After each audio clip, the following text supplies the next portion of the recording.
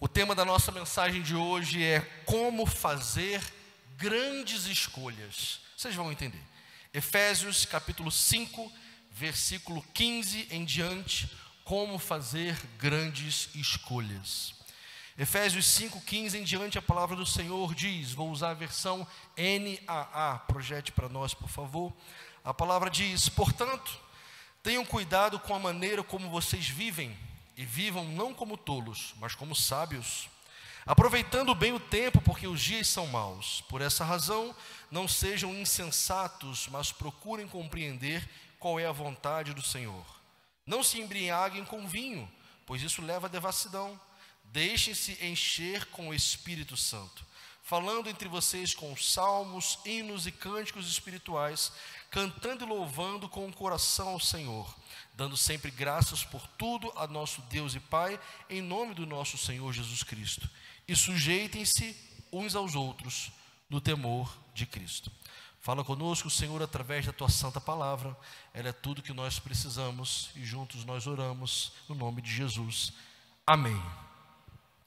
Eu gosto de uma frase que eu ouvi certa vez que diz assim: suas atitudes irão determinar sua altitude. Vamos falar junto? Suas atitudes irão determinar sua altitude.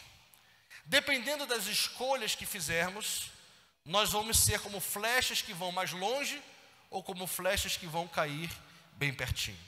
Todo pai, toda mãe sonha que seu filho possa ir muito longe, muito mais longe de onde o seu pai ou sua mãe foi. Mas isso vai chegar um momento que também vai depender das decisões. As atitudes vão determinar a sua altitude. As decisões e as escolhas vão determinar até onde nós iremos. Vê se você já tinha parado para pensar nisso. Jesus, ele não faz acepção de pessoas, ou seja, ele não escolhe os mais bonitinhos e deixa de lado os mais feinhos, os mais santinhos, não. Jesus não faz acepção de pessoas.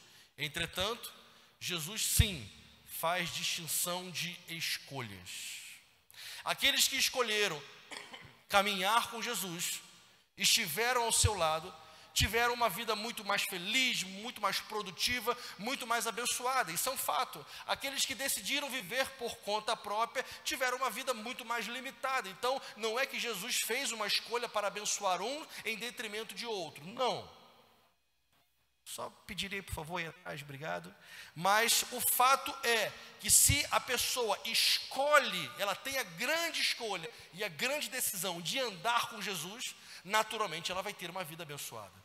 Se ela escolhe viver por conta própria, ela vai ter uma vida extremamente limitada.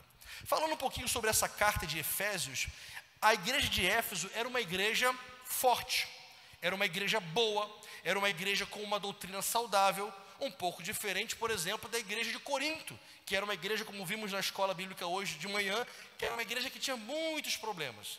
E a carta de 1 e 2 Corinto era justamente para trabalhar essas mazelas. A igreja de Éfeso, na região de Éfeso, não.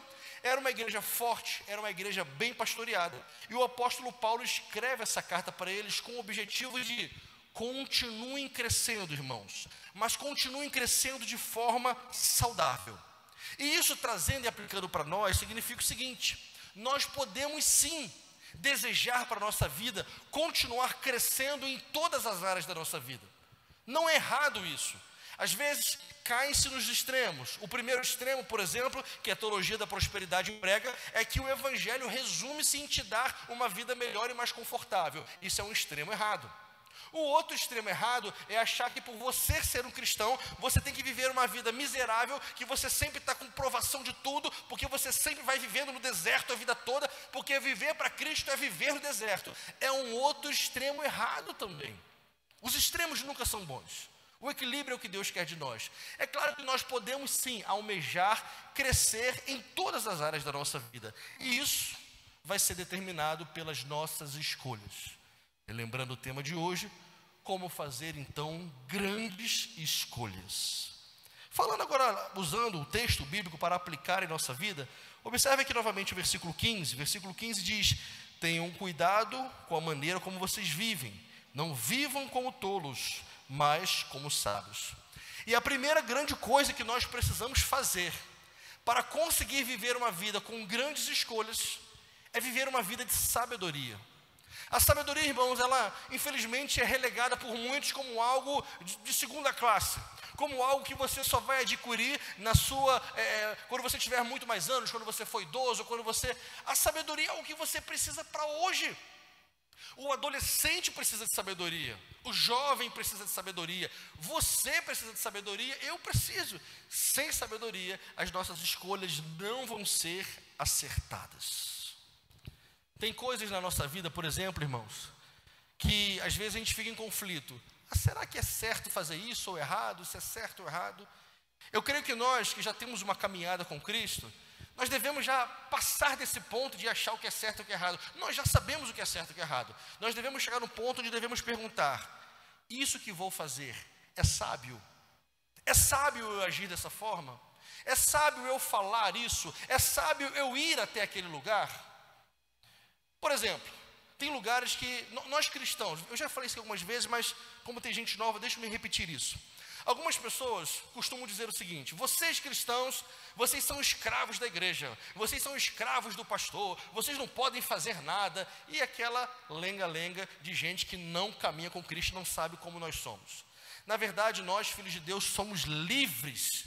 Somos livres para fazer qualquer coisa, porque o pecado não domina sobre nós.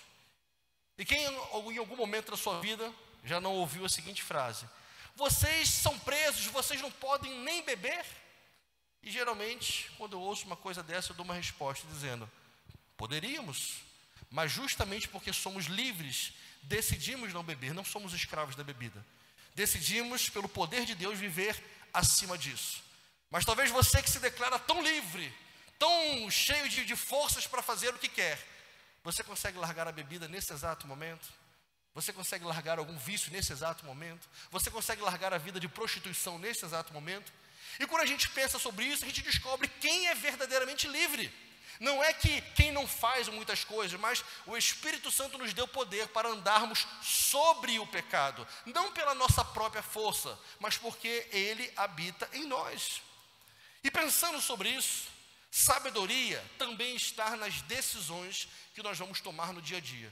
Com quem nós vamos andar, aonde nós vamos ir, que tipo de coisas vamos assistir, o que vamos falar, o que vamos calar, tudo isso é sabedoria. Grandes escolhas só são feitas por gente que busca sabedoria. Quem não se importa com sabedoria, não vai fazer grandes escolhas. E se não fizer grandes escolhas, a sua vida vai ser extremamente limitada. Já citei isso aqui algumas vezes também. Eu sou do Rio de Janeiro e de vez em quando, cada vez mais raro, a gente volta lá no Rio, Eu sou um carioca que não sinto saudade do Rio de Janeiro. Já viram isso, gente? Eu gosto do meu parazinho, do meu açaí, desse calorzinho aqui, maravilhoso. Mas de vez em quando a gente volta no Rio. E às vezes eu volto e fico com uma sensação triste quando eu encontro amigos de infância e vejo que as escolhas que foram feitas por muitos deles foram escolhas que os fizeram ter uma vida extremamente limitada em todas as áreas das suas vidas. E eu fico pensando: puxa, mas nós crescemos juntos, nós estávamos juntos na casa do Senhor, íamos às mesmas ilhas quando éramos adolescentes, estávamos presentes em 4 cultos por domingo, estávamos juntos. E por que teve uma vida tão limitada em todas as áreas? Escolhas. As escolhas não foram grandes escolhas. As escolhas foram limitadas, a visão foi limitada, a flecha não foi tão longe, porque não houve sabedoria. Não é à toa que esse trecho começa dizendo dessa forma: não sejam tolos, sejam sábios. Busque a sabedoria. E no livro de Tiago é muito especial, porque Tiago, irmão de Jesus, ele usa esse trecho da Bíblia quando ele diz assim: se você quer sabedoria, então peça a Deus, que não nega sabedoria a ninguém. Existe aquela sabedoria natural que as pessoas adquirem com o tempo de vida. A minha avózinha vai fazer agora 90 anos de idade, em julho, mês que vem. Ela tem uma sabedoria natural pelos anos de vida. Coisas que eu estou começando a viver agora, ela já viveu 2, 3 vezes. Então ela tem uma sabedoria natural. Mas há uma sabedoria que é espiritual. uma sabedoria que vem do céu, e essa sabedoria é dada a quem pede. Então me permita aconselhar você, querido irmão, querida irmã, use mais tempo nas suas orações, pedindo sabedoria, sabedoria, sabedoria. Muitas pessoas investem muito tempo nas suas orações pedindo coisas, até aí não é errado, mas investe pouco tempo pedindo sabedoria. Se você for sábio, naturalmente, grandes escolhas é o que você vai fazer constantemente no seu dia a dia. Veja no versículo 16, aproveitando bem o tempo, porque os dias são maus. Você só vai conseguir fazer grandes escolhas se você gerir muito bem o seu tempo. E vem agora, sendo bem sincero, quantos de nós que estamos aqui achamos que o dia tem poucas horas para fazer tudo que a gente precisa? Deixa eu ver. Quase, né? A grande maioria de nós. Tem aquela propaganda do Banco Itaú, 30 horas, né? Se a gente pudesse apertar um botão em nós e virar 30 horas de vez em quando, a gente ia querer isso também. E de vez em quando eu entro em umas crises dessa. Eu falo, Senhor, tem tanta coisa para fazer, eu preciso de mais tempo. Quando na verdade eu tenho descoberto que o tempo não vai aumentar e que nós realmente precisamos aproveitar bem o tempo e fazer boas escolhas com o presente que nós damos. Quem aqui já foi visitar alguém enfermo numa UTI, ou num momento de escassez de saúde, de enfermidade forte, sabe que aquela pessoa que está ali daria tudo para ter mais um tempo de vida saudável. E talvez é nesses momentos em que a gente relembra o quão precioso é o tempo. Quando a gente está vivendo adoidado de qualquer jeito, a gente não dá bola muito para o tempo. Quando você é muito jovem, não se dá muito bola para o tempo. Mas conforme as enfermidades vão chegando, conforme outras coisas vão acontecendo, você vai dando mais prioridade para o tempo. Então, querida irmã, use bem o seu tempo. Adolescentes e jovens que estão aqui, usem bem o tempo de vocês. Não comparando gerações, porque cada geração tem o seu próprio desafio. Na minha geração de adolescente, pouquinho tempo atrás, quase nada, não tinha celular, então é bastante tempo, né? Não tinha celular, não tinha internet, não tinha nada disso. A diversão dos adolescentes e dos jovens, sabe qual era? Estar na igreja. O point era a igreja. Nós tínhamos culto segunda, quarta, quinta, domingo, 4 cultos, atividades aos sábados. E se inventassem mais cultos, a gente estaria lá, porque era o point, era onde a gente queria estar. Foi uma geração. A geração de hoje tem outras prioridades. E às vezes, para nós vermos as pessoas estarem uma vez na casa do Senhor, me permito usar essa expressão, é um parto, é uma dificuldade. E a pessoa diz, meu Deus, eu tenho que estar na casa do Senhor um dia. E é tão difícil para algumas pessoas estar um dia na casa do Senhor. A tecnologia, ela veio trazer coisas muito boas, nós avançamos muito. Disse que nos últimos 20 anos, a humanidade na área tecnológica avançou mais do que toda a Idade Média, mais de 1000 anos. Dizem os estudiosos que 20 anos foram mais avantes na ciência do que 1000 anos. Isso é fantástico. Daqui a pouquinho dizem que com o 5G estando dominando mesmo, vai ser possível médicos de um país fazer cirurgia em pessoas de outro país usando robôs. Dizem que com o 5G já vai ser possível fazer isso. Mas ao mesmo tempo que a tecnologia trouxe avanços incríveis, ao mesmo tempo trouxe um enclausurar individual. Quando a pessoa fica ali, ela e a tecnologia, e ela não sente mais necessidade de viver em comunhão. Ela não sente mais necessidade de frequentar o culto presencial, já que ela pode fazer culto online. Então você, meu irmão, que está me assistindo online, deixa eu te falar com todo o meu coração, o culto online é uma bênção, mas bênção para quando você está de serviço, ou quando por algum motivo enfermo você não pôde vir, aí sim. Mas não se acostume a ficar vendo culto online o tempo todo, porque a igreja é isso aqui, é gente, é cheiro de ovelha, é andar junto, é estar junto com os problemas e com as facilidades, celebrando juntos, isso é igreja.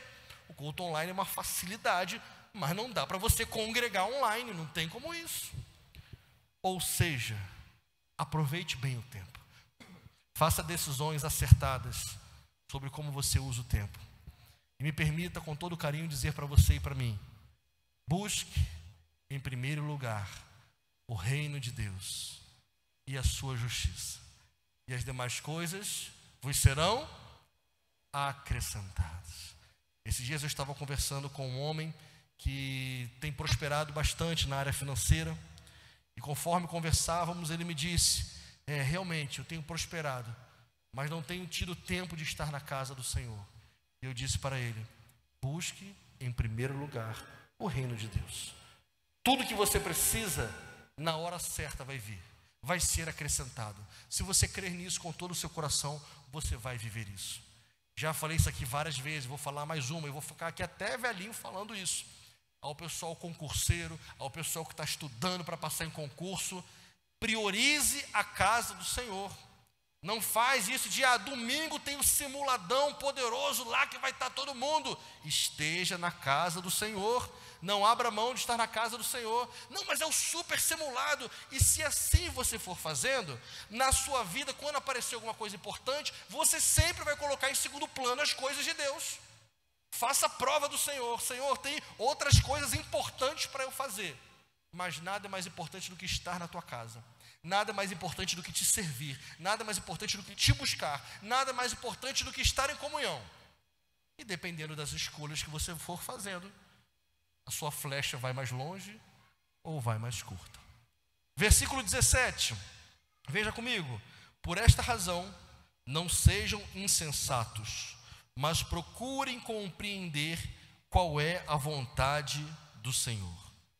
A terceira coisa que você e eu precisamos fazer é buscar a vontade do Pai em meio a qualquer circunstância. Infelizmente, irmãos, quem vive uma vida sem buscar a vontade do Pai é como um caminhão desgovernado, sem freio, que vai vivendo, aumentando a velocidade cada vez mais, e quanto mais essa pessoa se acostuma a viver sem querer saber a vontade do Pai, mais difícil fica dessa pessoa frear e voltar atrás. Mais difícil fica. Existem pelo menos 4 vontades na sua vida, disputando a sua atenção. Vê se você já tinha pensado sobre isso. A primeira é a sua própria vontade, talvez a mais forte. A segunda é a vontade das pessoas que estão ao seu redor, que também querem que vocês vivam de acordo com o que elas pensam. Existe a terceira vontade, que é a vontade do mundo. E existe a principal de todas, que é a vontade de Deus. Vamos falar juntos então? Existe a sua própria vontade. Existe a vontade das pessoas. Existe a vontade do mundo. E existe a vontade de Deus. 4 vontades ali, disputando você. Muitas pessoas cedem às vontades do mundo. São muitas.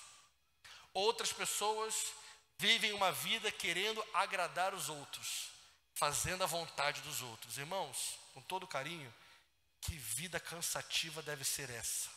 Meu Deus, eu não conseguiria viver essa vida.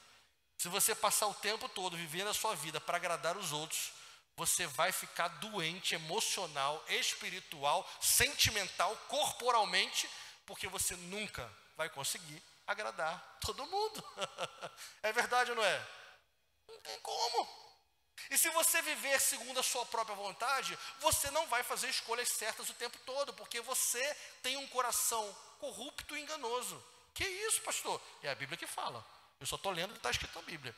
O nosso coração, naturalmente, sem Deus, é um coração corrupto e enganoso.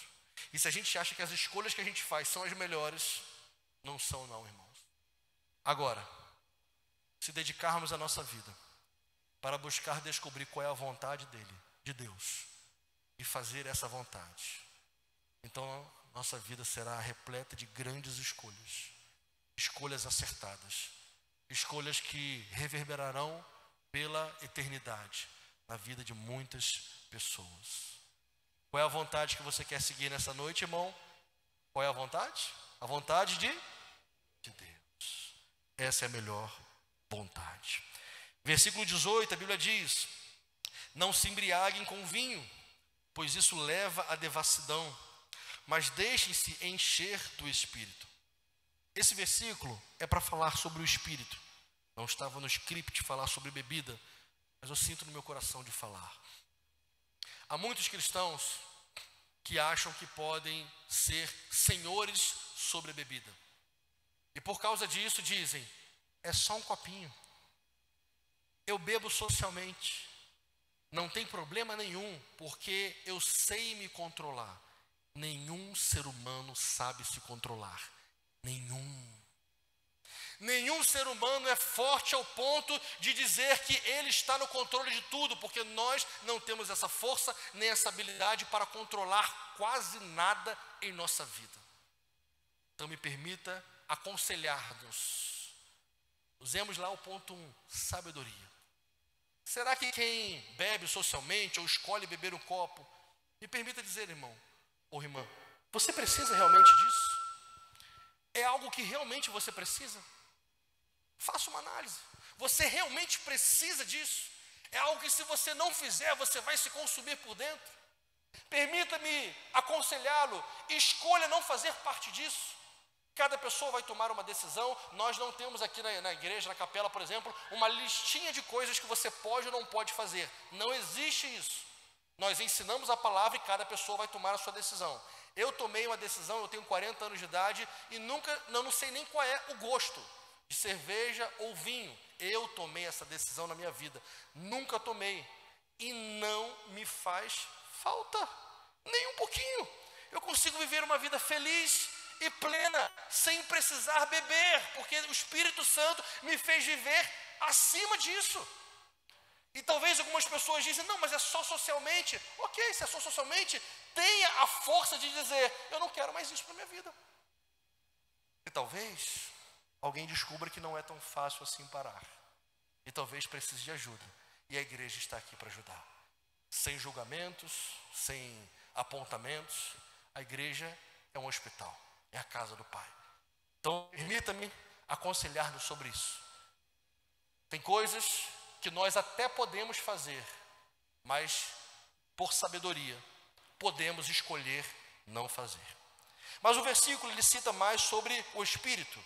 Não embriaguem-se com vinho, pois isso leva à devassidão, mas deixem-se encher com o Espírito. Não tem como fazer grandes escolhas na sua vida se você não for guiado, cheio e dirigido pelo Espírito Santo de Deus. É impossível. Tem pessoas que por aí querem viver um evangelho, lê a palavra, participa das coisas, mas não buscam ser cheios do Espírito Santo. E isso não é algo novo. 2000 anos atrás, é interessante como, por exemplo, falávamos hoje na escola bíblica sobre o apóstolo Paulo, sobre o livro de Coríntios. E num determinado momento, é interessante, o apóstolo Paulo ali fazendo o trabalho apostólico, de repente surge de paraquedas um homem chamado Apolo. E quando eu digo de paraquedas é porque ele não andava com os discípulos, ele não era um dos apóstolos, mas Deus, na sua soberania, vai levantando pessoas em todos os lugares. E ele levanta um homem chamado Apolo, e Apolo chega, ele era um pregador, ele falava, voz de trovão, e todo mundo gostava, e era algo incrível. E o apóstolo Paulo olhando, pensando sobre Apolo, até que chegaram e perguntaram, Apolo, você já foi batizado com o Espírito Santo? Você já foi cheio do Espírito Santo? E a resposta de Apolo mais ou menos foi assim, eu nem sabia que tinha Espírito Santo. Como é que faz? Eu não sei nem o que é Espírito Santo. E aí Apolo, o grande pregador, começou a ser discipulado por um casal, Priscila e Áquila. Começaram a discipular Apolo e mostrar, Apolo, você prega bem, você fala das Escrituras, mas você tem que ser cheio do Espírito Santo. E Apolo foi cheio do Espírito Santo. E foi um grande homem de Deus usado para a salvação de muitas vidas. Trazendo e aplicando para a nossa vida, nós não podemos esquecer que a prioridade da nossa vida cristã é ser cheios do Espírito Santo. Não adianta nada, irmãos, nós sabermos a Bíblia de Gênesis a Apocalipse. Não adianta nada nós estarmos em todas as atividades que a igreja faz. Não adianta nada estarmos em todas as conferências, sabermos todas as músicas gospel, estarmos por dentro de tudo. Se não formos cheios do Espírito Santo, então o principal está faltando. Se não formos cheios do Espírito, repito, não conseguiremos fazer grandes escolhas. Quando se entende essa palavra? Se você quer descobrir qual é a vontade do Senhor para a sua vida, busque em primeiro ser batizado com o Espírito Santo, ser cheio do Espírito Santo. Como somos uma capela interdenominacional, às vezes alguns assuntos ficam meio assim. Alguns creem que ser batizado com o Espírito Santo é isso, alguns creem que ser batizado com o Espírito Santo é isso. Então me permita facilitar a coisa. Busque ser cheio do Espírito Santo. Porque se você buscar ser cheio de Espírito, não vai ter briga nenhuma. Ah, tem que falar em língua? Não, tem que falar. Então, para não entrar em briga, simples. Busque ser cheio do Espírito.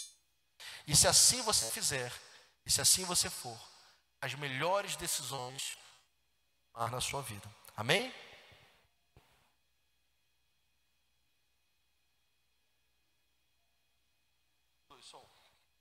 Aqui no versículo 19,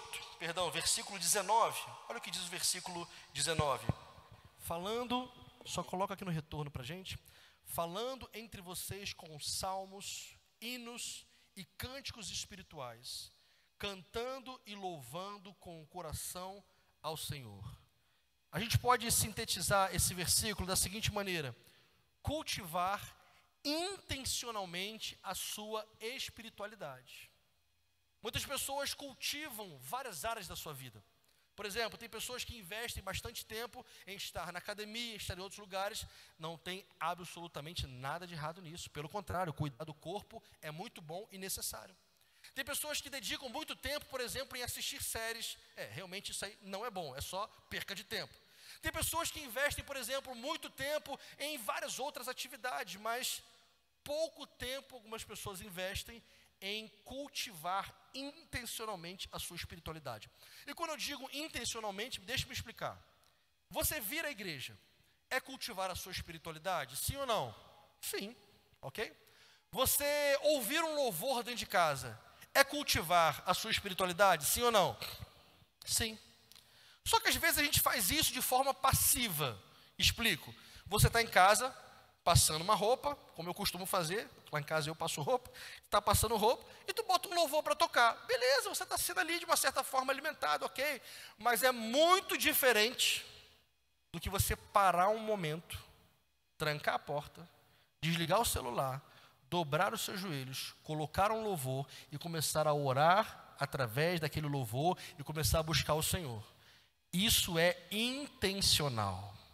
Pastora Anne e eu temos falado nos últimos tempos aqui sobre intencionalidade, ou seja, fazer as coisas de maneira intencional.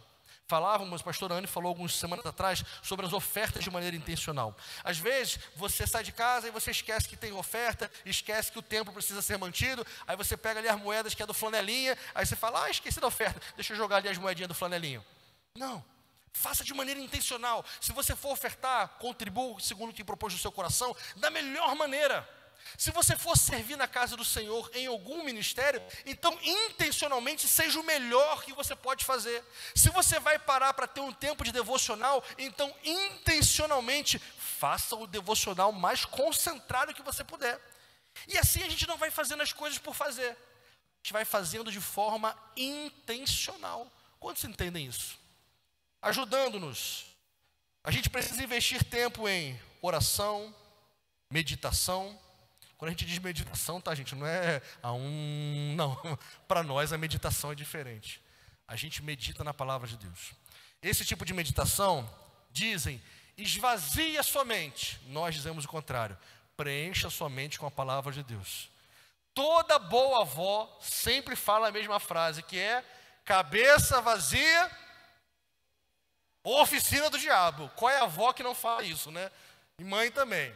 Cabeça vazia, oficina do diabo. Então, em vez de esvaziar sua mente, pelo contrário, encha sua mente e o seu coração com a palavra de Deus. Então, oração, meditação, leitura bíblica, ofertas, votos, jejuns, devocionais, é o que nós chamamos de atividade espiritual.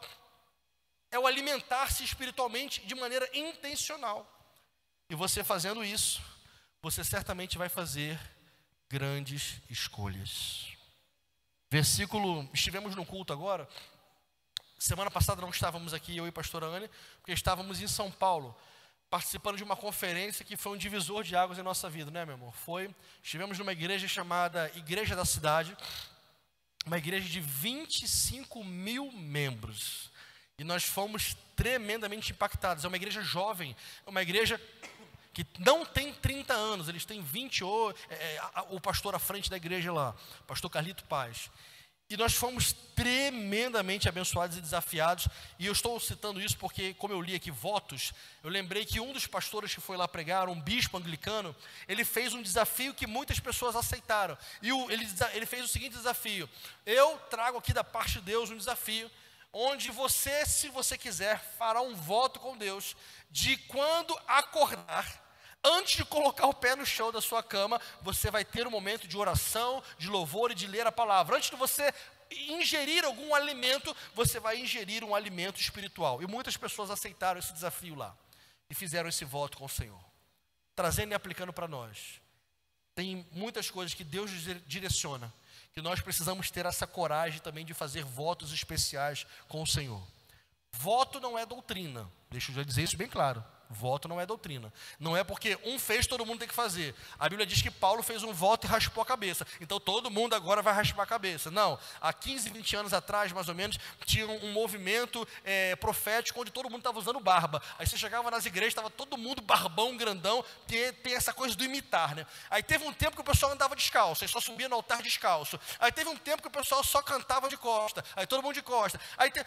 E essas coisas vão passando, vão acontecendo naquele momento, enfim, e vai passando. Mas a palavra de Deus não passa, e se você decidir intencionalmente ter essas atitudes que vão alimentar você espiritualmente, então você não vai ficar atrás dessas novas coisas que surgem, não.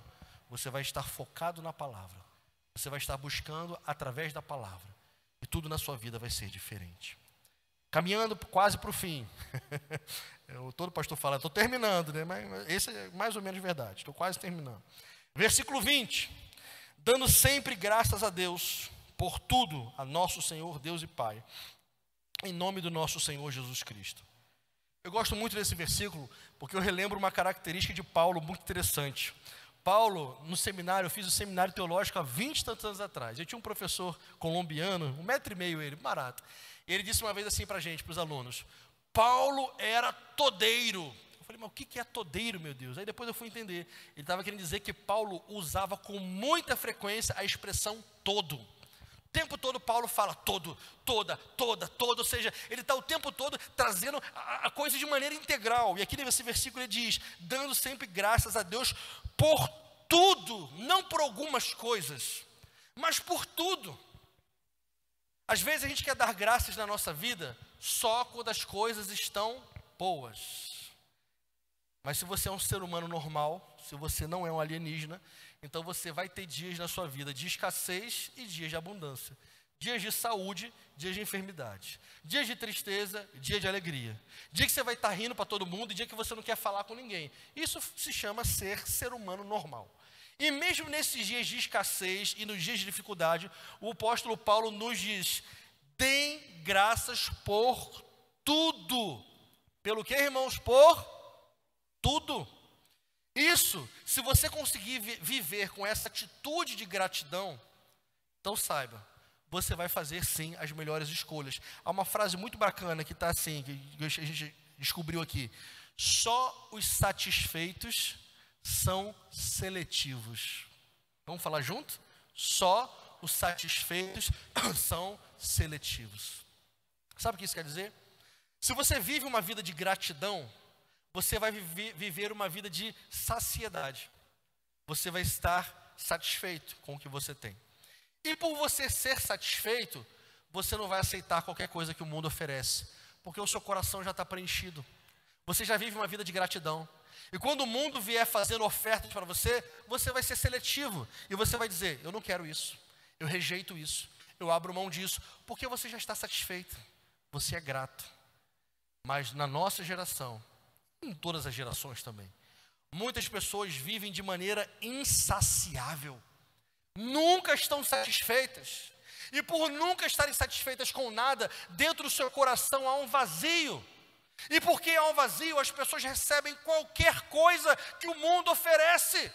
E assim nós vemos vários dos nossos jovens se envolvendo com tantas coisas terríveis, porque o coração deles está vazio, não há gratidão, e quem não é grato não está saciado, e quem não está saciado pega qualquer coisa para a sua vida.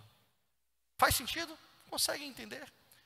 Quem vive uma vida de gratidão é extremamente seletivo e tem o poder de dizer: isso eu quero, isso eu não quero, isso é sábio, isso não é sábio. Já tinha pensado em gratidão dessa forma? Irmãos, sendo bem sincero, todos nós que estamos aqui temos motivos incontáveis de gratidão. Vou te dar só um, e talvez o maior deles. Faz assim comigo, ó. Você sabe quantas milhares e talvez milhões de pessoas ao redor do mundo gostariam de ter ar para respirar? É verdade ou não é? Quem já visitou alguma UTI? Quem já visitou pessoas entubadas? O que mais essas pessoas querem é ar. E nós temos de sobra.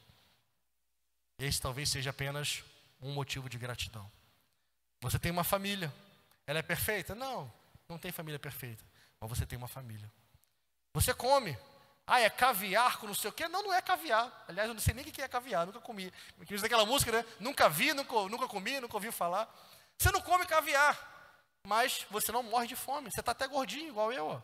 Você não morre de fome. Tem comida no seu prato. Você não veste aquelas roupas mais bonitonas do mundo. Você veste talvez roupa, tá igual eu, roupa de promoção. A Anne fica braba quando eu falo isso. Essa aqui, por exemplo, estava promoção, R$ 39,90. Essa aqui, ó, promoção maravilhosa. Você não veste as roupas mais caras, você veste talvez roupa de promoção. Você não anda peladão por aí, Deus te cobre. Você não mora numa mansão em frente à praia, mas você tem uma casa tão aconchegante, você consegue dormir em segurança, dormir em paz. Os motivos de gratidão são incontáveis. E o maior deles, você tem a vida eterna com Cristo. Ele te prometeu te dar uma vida eterna e você vai morar para sempre com Ele. E esse é o maior motivo de gratidão de todos. E por último, agora sim, versículo 21. Eu gosto muito desse versículo. Sujeitem-se uns aos outros no temor de Cristo. Observe que esse versículo não está dizendo sujeitem-se aos líderes apenas. Mas o versículo diz, sujeitem-se uns aos outros. Esse versículo, concatenado com aquele de Filipenses, diz, enxergue as pessoas como superiores a você mesmo. E se assim você conseguir colocar isso na prática, naturalmente você vai sujeitar-se às pessoas, independente da classe social, independente da posição que a pessoa ocupe, mas por ser alguém que Deus colocou para você conviver. Agora, aplicando também no tocante a pessoas que Deus coloca sobre a sua vida, para te liderar, para te abençoar, deixa eu te dizer, honre essas pessoas. Os líderes, nas nossas diversas esferas, não são perfeitos. Simples, são seres humanos. E se é ser humano, é imperfeito naturalmente. Mas geralmente líderes que Deus coloca sobre a nossa vida, têm muito mais responsabilidade do que nós em alguma área. Honre seus líderes, honre seus chefes do trabalho. Jovens, honre seus pais. Pais, honre seus pais. Honre os seus líderes. Honremos aquelas pessoas que Deus colocou sobre a nossa vida. E avançando até mais, quando você concorda ou não. Eu lembro quando eu era adolescente, eu tinha 15 anos de idade, e eu tinha uma prática que eu gostava muito de fazer aquilo. Com 15 anos de idade eu era baterista na igreja. E como a minha igreja lá no Rio de Janeiro, a Igreja do Nazareno, era uma igreja muito grande, né? Milhares de pessoas. Na igreja eu era o 10º baterista, então eu tocava só quando 9 passavam mal, enfim. Aí se 9 faltassem, aí, né, talvez eu subia na bateria. E aí eu olhava aquele monte de gente, aquele monte de músico, e eu vi algumas igrejas do Nazareno, que era a minha denominação, né, da qual eu faço parte, e eu olhava assim, algumas igrejas que não tinha músico, e eu falava, pastor, o senhor me autoriza a passar um tempo lá ajudando aquela igreja, eu venho para cá no domingo de manhã, domingo de noite eu vou lá, e o pastor sempre autorizava, e eu passei anos fazendo isso, ajudando muitas igrejas a consolidar ministérios de louvor, até que chegou um dia, e que o pastor disse assim para mim, Claudinho, não vá mais ajudar aquela igreja, esteja aqui na sua igreja. Eu fiquei puxa, mas pastor, eu sou mais útil lá, eu quero estar lá, porque lá eles precisam mais de mim, lá dá para eu tocar bateria, aqui na igreja não dá nem para eu tocar bateria. E o pastor disse, meu filho, obedeça o seu pastor, esteja aqui na sua igreja.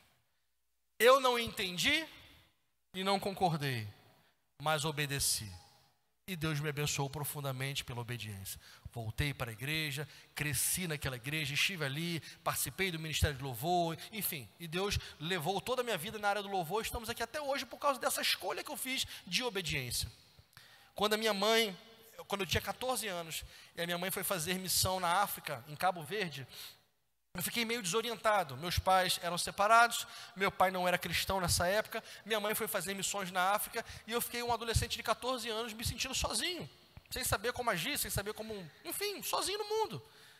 E aí eu comecei a estar ali na igreja, já não tinha mais prazer na igreja aos 14 anos, como eu disse, nunca me desviei um dia sequer, pela graça de Deus, mas dentro do meu coração começou a entrar um sentimento de que, eu acho que eu não quero estar mais aqui na igreja, não quero.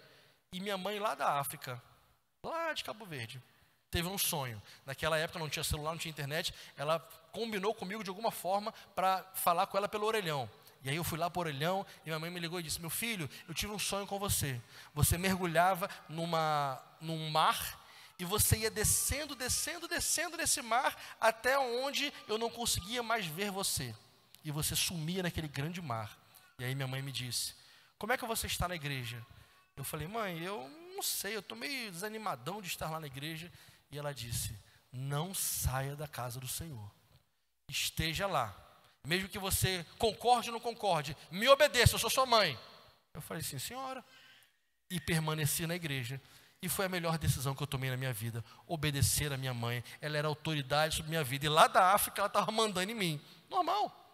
Por que eu estou citando alguns desses exemplos? Porque na nossa vida, às vezes na igreja, às vezes no trabalho, às vezes em casa, Deus vai usar alguém que é líder sobre você para te falar algo, e mesmo que você não concorde, que você não entenda, irmão, obedeça, porque na obediência há bênção. E se porventura o chefe, o pai, o líder, enfim, não estiver dando uma ordem como Deus quer, Deus vai tratar com essa pessoa, creia nisso. Mas seja alguém que exale obediência. Quanto mais você viver essa vida honrando os seus líderes, honrando as pessoas que Deus colocou sobre a sua vida, pode ter certeza, mais Deus vai te abençoar e mais grandes escolhas você vai fazer. Quantos creem nisso? No militarismo, por exemplo, é muito comum no militarismo, eu sou militar há 24 anos, né? Tem gente que tem militar aqui, Altair com seus 32 anos, e tem gente com muito mais anos de militar. E no militarismo é muito fácil a gente enxergar aquela pessoa que tem dificuldade de obediência e aquela que naturalmente é obediente. Tem pessoas que você dá uma ordem simples, você pode só varrer ali e ajeitar ali, a pessoa já fica... E se pudesse, né, te dava um tapão, porque tem muita dificuldade de obedecer. E tem outras pessoas que você diz, você pode empilhar todas essas cadeiras e varrer o templo todo? Claro, com toda alegria. Então a gente consegue perceber com muita clareza quem tem facilidade e quem não tem obediência. Não importa se você tem facilidade ou não. Obediência é uma decisão da mente e do coração. Então decida para viver uma vida de fazer grandes escolhas, ser alguém que honra as lideranças, alguém que sujeita-se uns aos outros, em nome de Jesus. Amém? Até por causa do nosso horário, nós não vamos avançar mais. Ministério de louvor. Mas eu queria nos desafiar nessa noite a decidirmos ter uma vida de grandes escolhas. Às vezes, irmãos, muitas pessoas por aí escolhem ter uma vida limitada. Escolhem ser uma flecha que vai alguns poucos metros apenas. Mas o que Deus espera de nós é que sejamos aquelas flechas que Ele pode nos lançar para que possamos ir muito longe e fazer grandes coisas em nome do Senhor e para Ele. Quantos desejam ser essas flechas que vão longe? Faça grandes escolhas. Faça escolhas segundo a vontade de Deus. Não faça mais escolhas segundo a vontade do homem. Não faça escolhas segundo a sua própria vontade. Não faça a escolha segundo a vontade das pessoas, porque você vai ser extremamente infeliz.